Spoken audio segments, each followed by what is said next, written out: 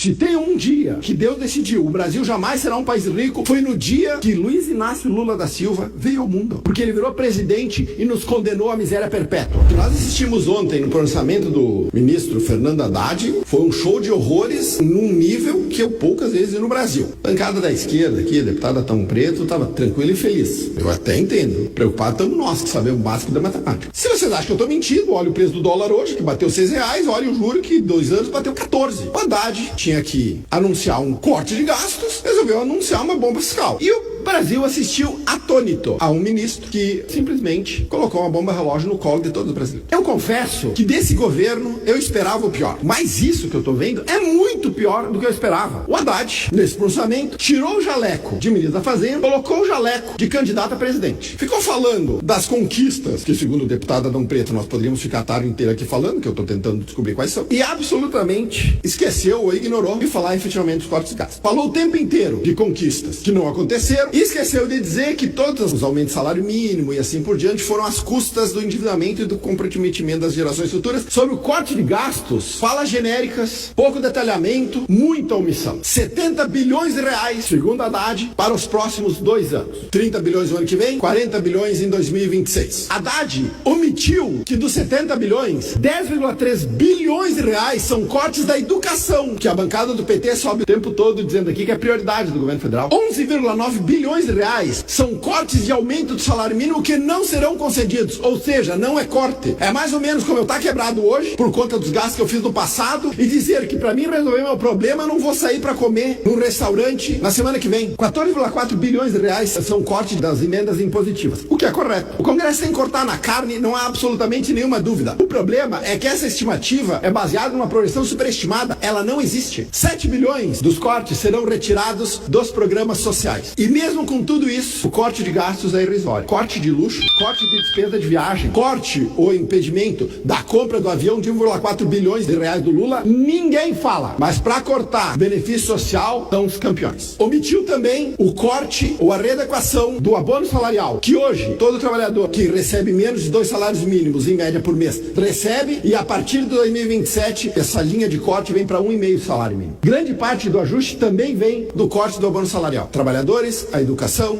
e os pobres pagarão a conta dos luxos e do desajuste fiscal desta bancada aqui, sobre a isenção de quem ganha até 5 salários mínimos. Um desvio e uma omissão. Omissão. O Haddad vai limitar a dedução e imposto de renda dos gastos com educação, saúde, odontologia, fisioterapia. É isso. Grande parte da isenção do imposto de renda para quem ganha acima de 5 mil reais será feita às custas da classe média. De novo, para conseguir colocar uma cortina de fumaça nessa palhaçada, o Haddad anuncia que os famosos super ricos, ou seja, aqueles que ganham acima de 50 mil reais, passarão a pagar uma alíquota mínima de imposto de renda de 10%. 50 mil reais por mês, 600 mil reais por ano ou 100 mil dólares. No Brasil, é super rico. Nos Estados Unidos, um gerente de farmácia ganha 100 mil dólares por ano. Um podólogo ganha 100 mil dólares por ano. Um assistente de equipe médica ganha 100 mil dólares por ano. No Brasil, super ricos. O Haddad não faz a mínima ideia do tamanho da bronca. Ele não sabe quanto vai custar a isenção até 5 mil reais e tampouco não sabe calcular quanto os famosos super ricos vão pagar a tal da isenção de imposto de renda. Uma coisa já todo mundo sabe. Ninguém que conheça a matemática básica acredita no rombo fiscal que o Haddad anunciou ontem será coberta pelo pagamento de super ricos. Isso aí é pra enganar trouxa. Essa fala do Haddad é pra atiçar a militância que não sabe matemática básica. A verdade é que ontem o Brasil se aproximou um pouquinho mais do precipício, um pouquinho mais perto de nós chegarmos a um ponto sem volta na curva de endividamento público. E a deputada Luciana Genro, então logo eu saí daqui, disse que a minha fala é típica de quem protege os ricos. A política econômica deles produz miséria e pobreza em escala industrial. O meu sonho é de que a classe média tenha o padrão de vida dos super ricos hoje. De que um podólogo ou uma podóloga ganhe 600 mil reais por ano. Mas com essa política econômica aqui, a pobreza brasileira, ela é inevitável. E esse é o maior problema do Brasil. A América Latina tem 30 países. 15 deles são mais ricos que o Brasil. Tem um padrão de vida melhor. O mundo tem 188 países. 85 deles têm um padrão de vida melhor que o nosso. O problema do Brasil é a pobreza criada, mantida e perpetuada pela incompetência, essa política econômica caótica e desastrosa que esse bando incompetente insistem em impingir o Brasil. O Lula é o maior flagelo que esse país já teve. Se tem um dia que Deus decidiu o Brasil jamais será um país rico, foi no dia que Luiz Inácio Lula da Silva veio ao mundo. Porque ele virou presidente e nos condenou à miséria perpétua. E depois que ele sair da presidência, e vai sair da presidência em 2027, tenho certeza, nós ficaremos anos corrigindo os desequilíbrios e as distorções produzidas